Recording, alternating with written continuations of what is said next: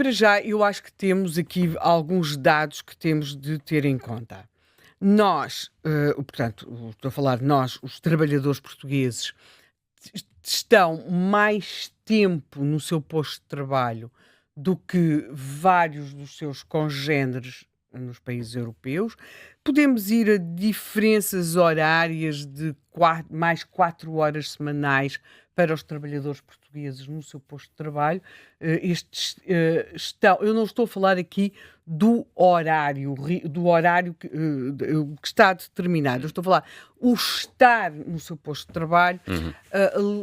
As pessoas estão em média 40 horas, não é? E nós, quando comparamos com países como a Alemanha ou como a Dinamarca, podem estar menos 4 a 6 horas de trabalho. Não estou ainda a incluir aqui o facto de, em vários países que não Portugal, a opção pelo part-time poder ser muito mais agilizada do que é. Também se pode dizer, têm vencimentos mais altos, também podem fazer essa opção, mas não só.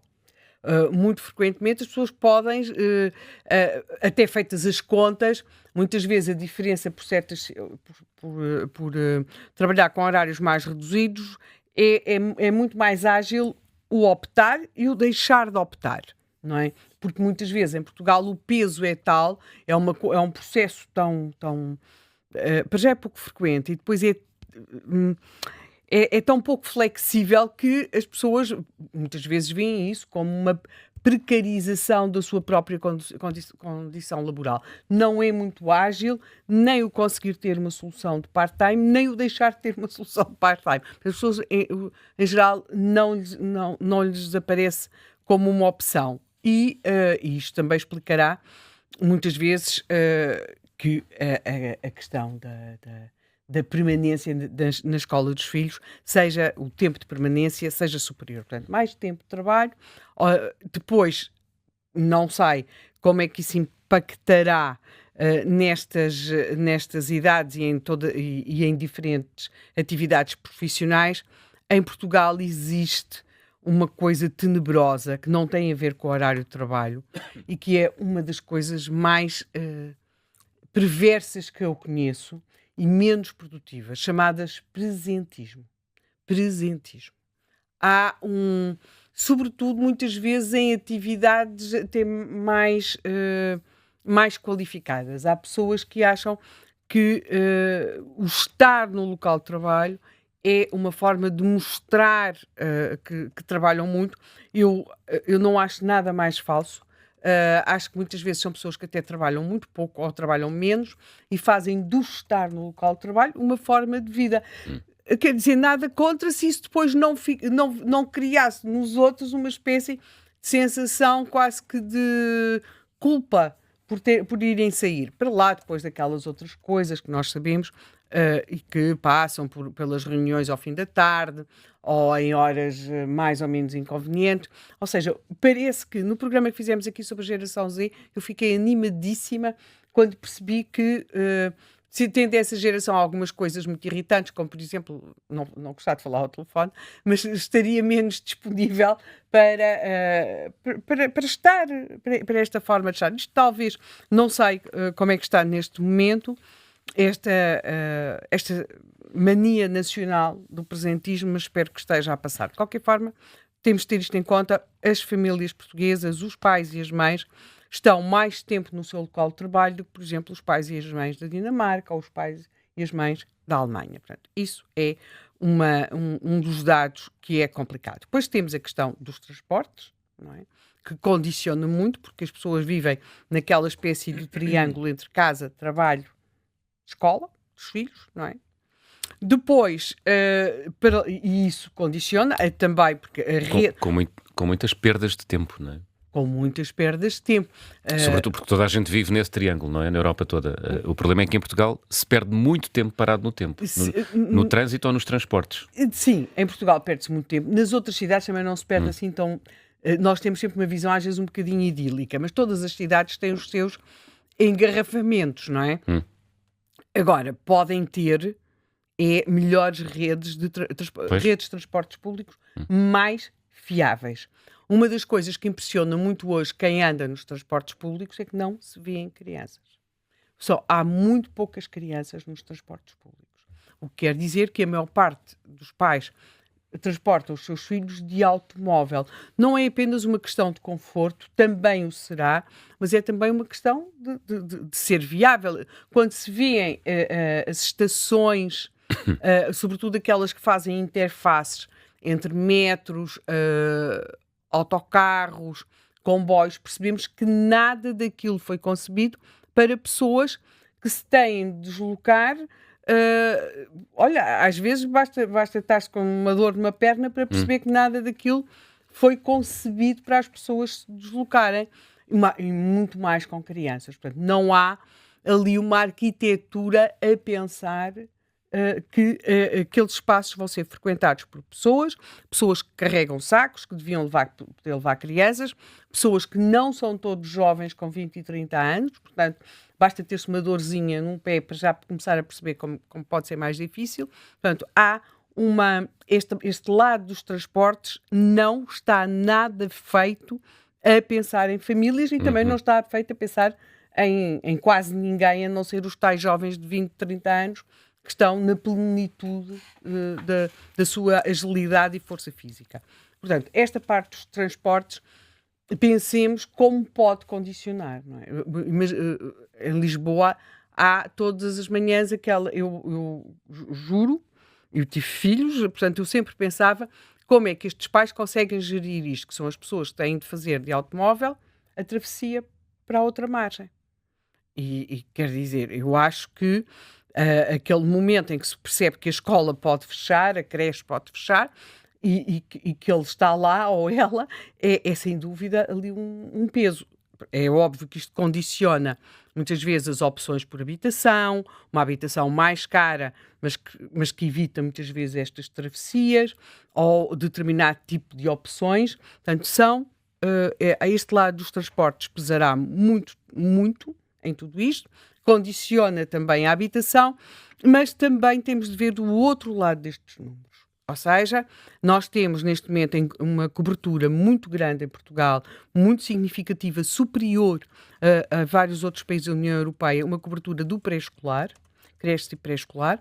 Temos muito a convicção que é muito positivo para as crianças começarem a frequentar cedo as creches e o pré-escolar, como uma questão de socialização, uma questão também de as preparar para aquilo que depois vem a ser a sua vida escolar. E depois, eu acho que também pesará aqui uma outra questão, e que passa pelo seguinte, e que talvez também possamos olhar para estes números também de uma outra forma, porque tu tem um lado mais complicado, mais, que vemos como mais negativo, e outro mais positivo, e que é, tendo em conta que um número muito significativo de crianças portuguesas, neste momento já será quase metade, são filhos únicos, estar na escola é o seu momento para estar com crianças. Porque quando estão em casa com a família, estão com pais, com avós, com bisavós. Nós estamos neste momento com gerações de crianças que podem ter bisavós, avós, pais, mas cada vez vão ter menos tios e menos primos. Portanto, o tempo da escola é o tempo, muitas vezes, possível para estarem com os outros como eles, com as crianças. Eu dizia que não há crianças na maior parte dos transportes públicos. Uma pessoa vai a uma praia, eu sei que agora há esta polémica toda dos chapéus de sol, não é? Mas uma das coisas que impressiona nas praias hoje em dia é que há muito menos crianças. Não estou a falar dos que vão com as escolas, não é? Estou a falar de crianças a correr, a brincar. Há menos crianças, nós temos menos crianças e, portanto, muitas vezes o estar na escola é o tempo em que estão com pessoas da sua idade, com as quais brincam, como brincam as crianças umas com as outras. E aqui chegamos, eu sei que vamos ter daqui a pouco um dos nossos convidados, chega a uma ou outra coisa que é como é que se vive, estando eles tanto tempo na escola. Isto é uma jornada de trabalho, não é? Quer dizer, é uma jornada de trabalho. O que é que acontece na escola? Porque nós estamos muito centrados sempre nas aulas, nos testes, o que é que aprendem, o que é que não aprendem. Mas há um tempo grande, para já nem todos têm idade para estar em aula, mas há um tempo grande que não é nada disso. Como é que se brinca nas escolas? Eu acho que nós temos, mas esta é uma opinião que só me vincula a mim mesma, eu acho que nós temos um espaço na escola muito tutelado, muito confinado, é uma escola muito, não te sujes, vê lá que cais, não te magoes, muito securizante nesse aspecto, e em que muitas vezes até os bons espaços que as escolas têm, como campos para isto, campos de futebol, espaços com jardins, acabam por não ser assim tão utilizados.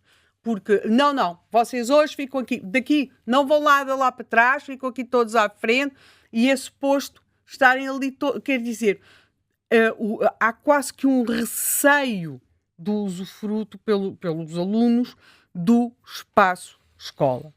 Do espaço, porque a escola, como se o normal na escola fosse a sala de aula, e tudo o que não passa dentro daquelas 4 paredes é visto como um fator acrescido de risco. Qualquer pessoa que foi professor sabe, como é sempre um dos assuntos mais polémicos dentro de uma escola, é quem é que vai fazer, quem é que vai estar no recreio. Vigiar o recreio. Portanto, acho... Mas hoje em dia isso é pacificado ou não? Está pacífico? Pois, eles cada vez... Na escola pública são os auxiliares. Mas uma das coisas que os auxiliares muitas vezes debatem é se... São sobretudo as auxiliares. Exatamente. Exatamente. Estás a falar bem. Há uma... Na minha opinião, não estou a vincular mais ninguém, há uma presença... muitas vezes é muito feminina e às vezes mais homens nos recreios talvez não fosse negativo, porque é muito maternal tudo aquilo, não é? Os meninos não caírem, não se magoarem, não estarem aqui, portanto às vezes um usufruto. Eu fui professora e não tenho essa visão muito corporativa de que os professores não devem ir ao recreio. Eu sei que é um assunto particularmente polémico, também é polémico em relação aos refeitórios, não é? Mas acho que, e sei que foi sempre um assunto de grandes polémicas. Às vezes acho que a passagem de um professor pelo recreio não seria, na minha opinião, poderia ter algum fator positivo. Pronto, mas sei que é uma coisa muito polémica.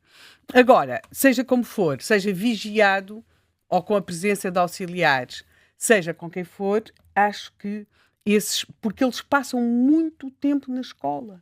E nesse tempo, o tempo de recreio, até porque é um tempo no qual se pode correr, se deveria correr, jogar, saltar, até porque neste momento temos a adoção destas medidas restritivas em relação aos telemóveis, mas, quer dizer, não é suposto que estejam sentadinhos, porque nenhuma criança está sentadinha a contarem histórias uns aos outros ou a dizer então, preparaste os teus trabalhos de casa para o dia de hoje. Essas coisas não existem, não são assim. E, portanto, acho que também se ter em conta que estas 38 horas, que é muito tempo, têm tempo de refeitório, portanto, há muito mais a acontecer numa escola do que as aulas. Tem leitura, tem robótica, tem desenvolvimento interpessoal, enfim. Tem tudo. Saberei disso porque tenho um filho que acabou agora, que está nessa franja etária dos 6 aos 11 anos, que é particularmente dramática em Portugal. Enfim, um estudo ontem revelado, ou dados estatísticos revelados ontem, mostram que as crianças portuguesas são as que passam mais tempo na escola, João, só entre 36 a 38 horas. Sim. E depois às vezes nós somos injustos nestas coisas. O estudo é da Fundação Francisco Manuel dos Santos. Exato, a partir de dados da Pordata. Não, os dados são quem produz dados é o INE, não é? A Pordata mas como os dados no INE são praticamente impossíveis de ler. É uma das grandes injustiças que nós temos, dados da Pordata. Exatamente, mas os dados, na verdade, são do INE e talvez um dia possamos dedicar aqui, não sei, um programa inteiro aos portais do Estado que estão no século XIX. No século XIX, são anteriores à invenção do computador mesmo. Exato. A Caixa Geral de Apresentações, por Exatamente, exemplo. ora bem. O INE, que tem uma imensidão de dados. Sim. Não, é um tema muito interessante, a desigualdade mesmo dentro do próprio Estado. Exatamente, não é? Mas é outro tema. É outro tema.